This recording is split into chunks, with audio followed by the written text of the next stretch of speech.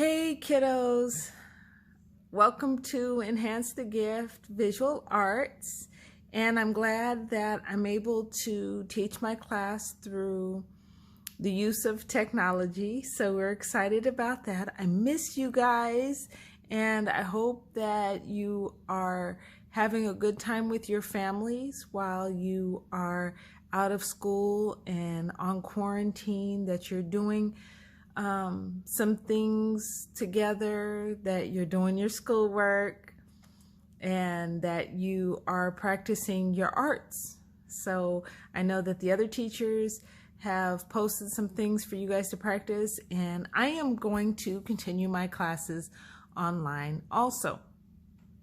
So today's lesson comes from Genesis 1, chapter 1, verse 10, and it says, "And God called the dry land earth, and the gathering together of the waters called he seas, and God saw that it was good." And people are able to make vessels, they're able to make tools, they're able to make homes from the earth and the sea. So they were able to make bricks, they were able to make pots out of clay. So God has provided for us everything that we need. Even when it seems like we don't have much, we have everything that we need. And so today's lesson, we're going to draw a vessel. We're going to draw like a vase. And we're going to use some of the things that we've already learned. So we know about dimensions. We talked about one-dimensional art, two-dimensional art, and three-dimensional art. So if you remember, one-dimensional art is the line, one dimension. Two-dimensional art is a picture that has depth, okay? And then three-dimensional art is an object. So if we had a sculpture, that would be three-dimensional art. When we have a drawing, a picture, and it's a lifelike picture and it has depth and dimension, then it's two-dimensional, and then just a line is one dimension. So we're going to use everything that we've learned so far with the shading and the dimensions, and we'll practice some techniques. So I'm going to turn this around to my paper. All you're going to need this time is paper and a pencil, and that's it. All right, so let me set this up, and then we will begin. Okay. So, just a plain piece of paper and a pencil. The first thing that you're going to do is you're going to draw a small oval. Just like that. So I'm going to do this a little dark so I can be sure that you see. You're going to draw a small oval. And then about the width of your hand down, right beneath it, you're going to draw a big oval, but you need to do that one light because we're not going to use the whole thing. So do that one lightly. Then you're going to draw a line from the side of your oval down and out to the edge of here, to the edge of your light circle, and then the same thing on this side. So go down and then out to the edge. Then you're going to draw this line down here dark. There you go. So just like that. And that is going to be the shape of our vase. There you go. And then this line, you can erase it. So I'm going to erase it. If you do it very lightly, you'll be able to erase that easily. Then underneath here, you're going to make another little part of a circle. Little part of a, it's not really a circle, just kind of a curved line. So this is the base of your vase. So down here is where the base is, what it's standing on, and then there's the rest of your vase. So we're going to imagine the light is coming from this side, and we're going to shade this side. And what that'll do is it'll give the illusion that our vase is curved around, okay? And so one of the techniques that we learned is cross-hatching. If you remember what cross-hatching is, that's when you have lines that go one way, and then you have lines that go across them the other way like this. That's cross-hatching. So we're going to do some cross-hatching. So I want you to start in about the middle on the bottom of the vessel, and you're going to make little short lines and make them longer as you go out to the side there. Just like that. And then you're going to do those same lines all the way up. Take your time and do it neatly. All the way up the side of your vase. Okay? So they're really short here, then they get longer, and then they're shorter. So they only come out to about the middle here. So you're going to make these lines all the way up your vase.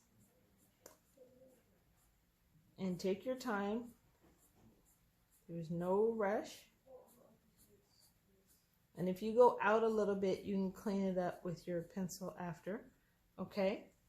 And then it might help if you turn your paper. I want you to cross-hatch the other way. So these lines went across that way. These lines are going to go down. Just like that, right along the edge. And only go out as far as your lines are.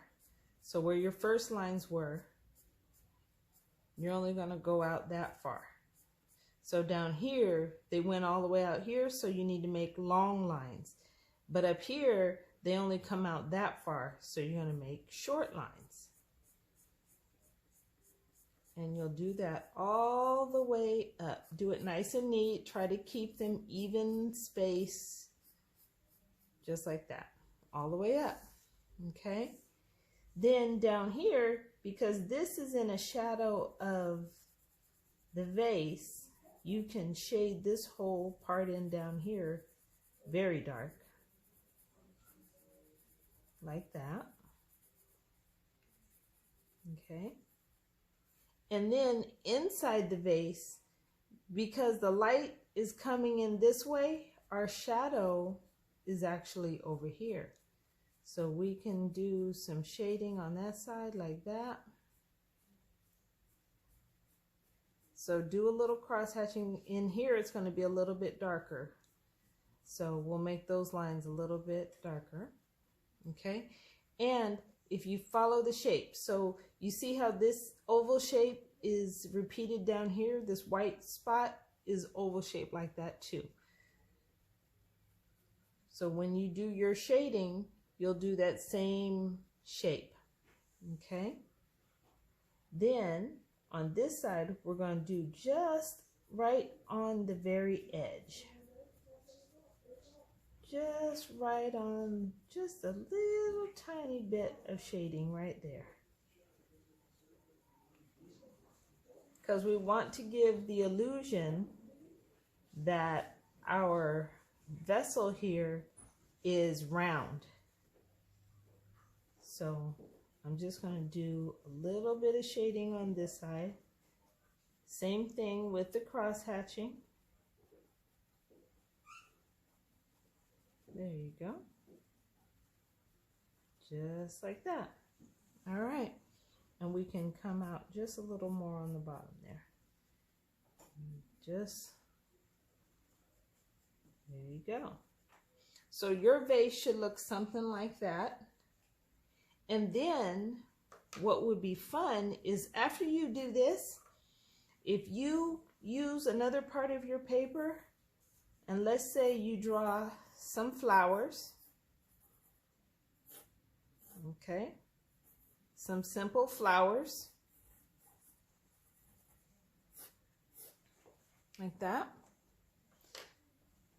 Then if you have some scissors, Then you can cut these, making sure that I'm still recording. It is. Okay. Then we can cut this out. So I'm not going to cut right on the line. I'm going to cut away from it just a little bit.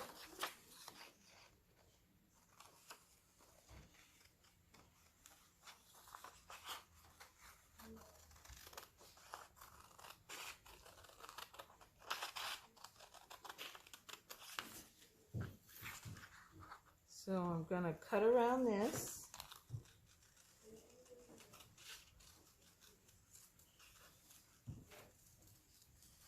There we go. And then I'm going to cut out my flowers the same way.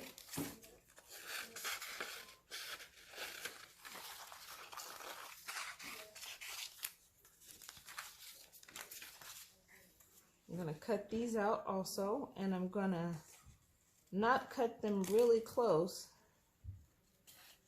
I'm just going to cut around them.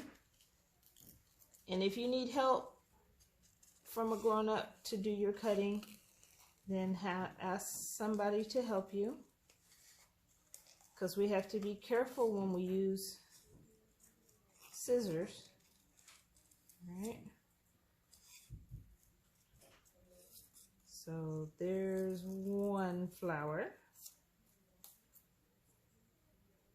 And then I'm going to cut out this other flower right here.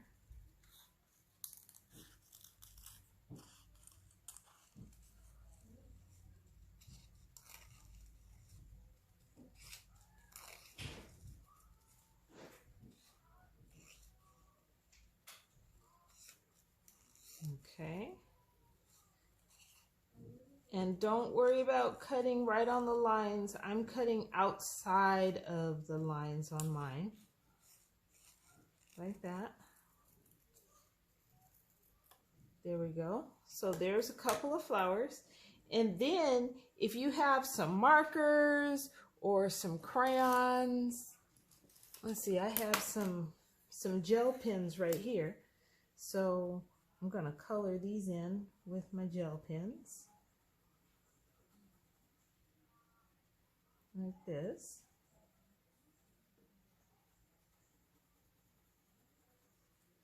I'm going to try to do kind of a scribble scrabble thing, but still trying to be kind of neat. I don't want to make it real sloppy. So I'm going to color these in.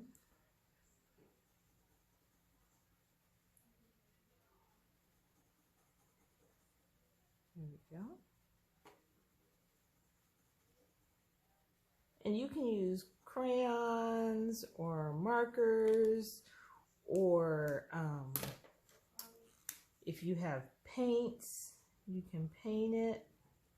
Uh-oh, my yellow's not working. Oh, there it goes. Okay, little yellow. And then I'm going to put a little green on the stem here.